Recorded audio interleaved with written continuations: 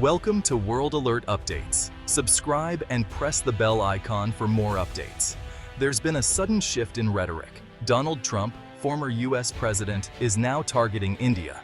In a recent interview, he accused India of imposing massive tariffs on American products, especially Harley-Davidson motorcycles. This isn't a stray comment. It's a calculated move from a man who once celebrated an unbreakable friendship with India's Prime Minister. So, what's changed? Why this sudden hostility? Is it policy, politics, or pure strategy? As the U.S. election cycle heats up, every statement is a strategic move, and Trump's words are aimed at his base. He's positioning himself as the tough negotiator, even if it means calling out a strategic partner. But India isn't just any partner. The Indo-US relationship is built on decades of shared values and interests. So, what does this outburst mean for the future? Let's break down 4 possible reasons behind Trump's new India focus. First, let's talk about deflection, a classic political maneuver that's as old as politics itself. Trump is under immense legal and political pressure at home, facing investigations, lawsuits, and a relentless media spotlight that threatens his image and campaign. When cornered, politicians often create diversions, shifting the public's attention by finding a foreign target to rally their base and change the news cycle. It's a way to reframe the conversation and regain control of the narrative. India is a convenient target, large, important, and economically significant, but not emotionally tied to Trump's core supporters. It's a country that can be criticized without alienating his base. His base, especially blue-collar workers in the Rust Belt, have long been told that foreign countries like India are taking advantage of America, costing jobs and hurting American industries. Criticizing Indian tariffs on Harley-Davidson motorcycles plays perfectly to this narrative. It's a tangible example that resonates with workers who feel left behind by globalization. This isn't new. Trump has a history of using foreign controversies to distract from domestic scandals, whether it's trade wars with China, disputes with NATO, or other international spats. Each time, the pattern is the same: shift the focus outward. By reigniting the tariff debate, he taps into grievances that have simmered for years, stoking a sense of injustice and rallying his voters around a common cause. The specifics of trade policy matter less than the headline. What matters is the image. Trump stands up to India, fighting for American interests. This energizes his campaign, generates endless media coverage, and ensures he remains at the center of the national conversation, dominating headlines and airwaves. The optics are simple and powerful. Trump versus a country of 1.4 billion people, all over an iconic American brand. It's a David and Goliath story, with Trump casting himself as the defender of American pride. It's a story of us versus them, with Trump as the hero, standing up for the forgotten American worker and promising to put America first. He also uses this to paint President Biden as weak or ineffective, claiming that only he has the strength and resolve to stand up to powerful countries like India and protect American interests. India's dignified silence in response can be spun as proof that Trump's tough talk is working, that he's making America's voice heard on the world stage.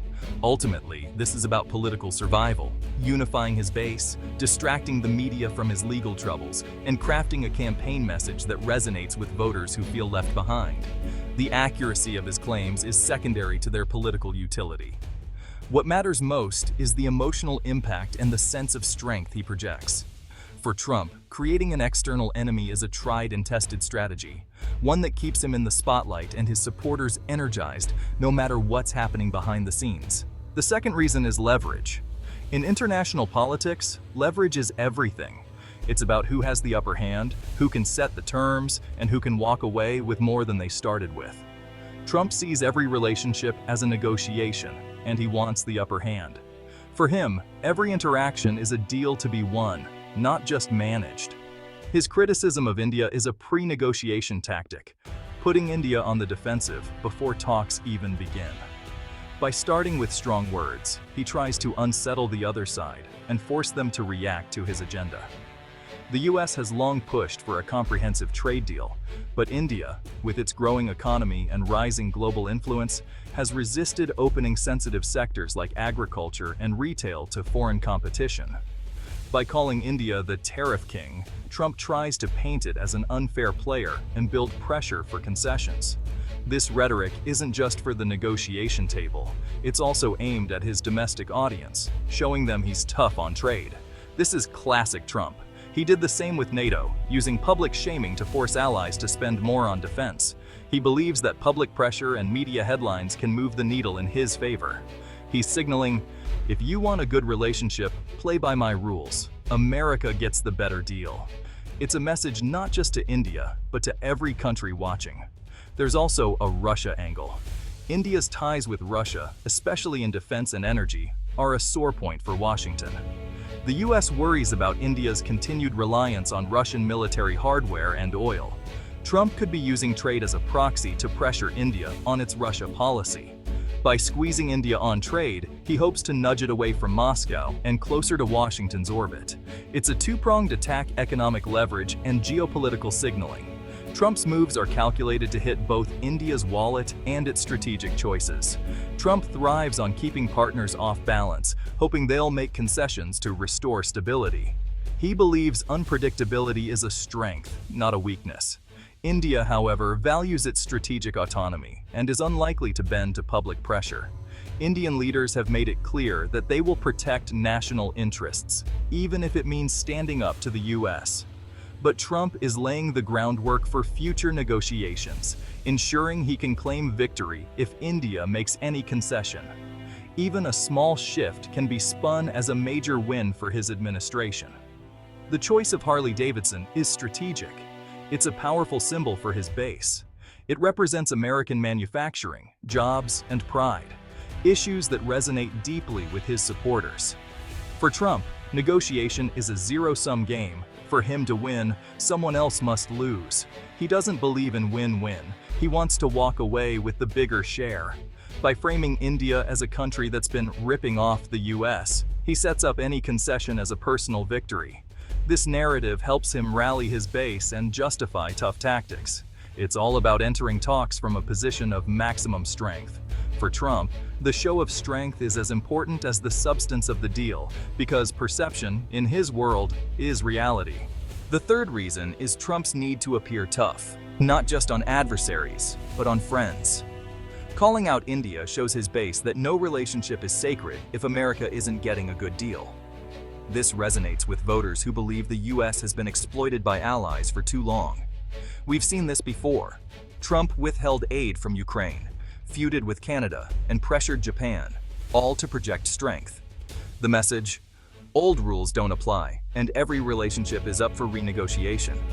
India, under Modi, has built a careful partnership with the U.S., but Trump discards the diplomatic playbook.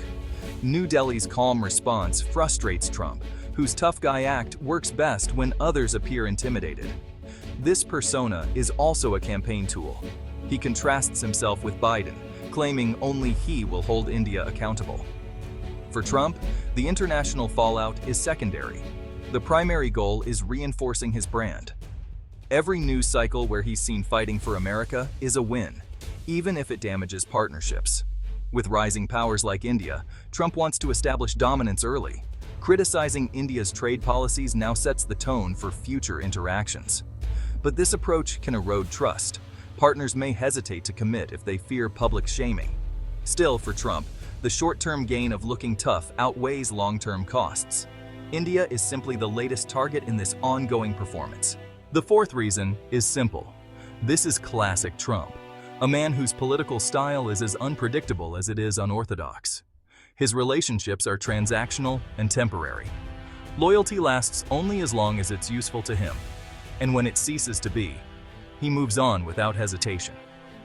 We've seen him praise allies one day and attack them the next, both at home and abroad, leaving many to wonder what his true intentions are. On the world stage, he's unpredictable. One moment praising Kim Jong-un, the next threatening fire and fury. This duality keeps everyone on edge. India is now experiencing this volatility firsthand, as the dynamics of their relationship with the U.S. shift unpredictably. Trump once celebrated the U.S. India friendship with grand gestures, but now, with elections looming, he's changed his tune to suit his immediate needs. For Trump, there are no permanent allies, only permanent interests. primarily himself and his political ambitions. The strategic partnership, shared values, and Indo-Pacific cooperation are abstract. What matters is the tariff on a Harley-Davidson, a symbol of American industry.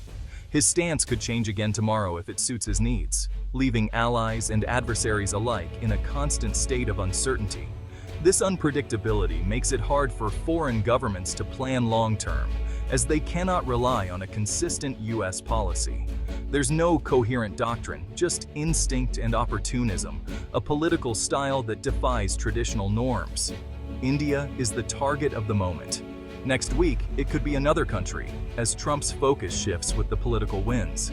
Trying to find a single reason for his criticism misses the point. It's a blend of deflection, leverage, posturing, and personality, all rolled into one. For Indian policymakers, the lesson is clear. Base the relationship on national interests, not personal chemistry, which can be as fleeting as a tweet. Trump is a political improviser, responding to the mood of the moment, often without a script or a clear plan. When we ask why Trump is targeting India, the answer is because he's Trump, and foreign policy is just another stage for his campaign, a platform for his ever-evolving narrative.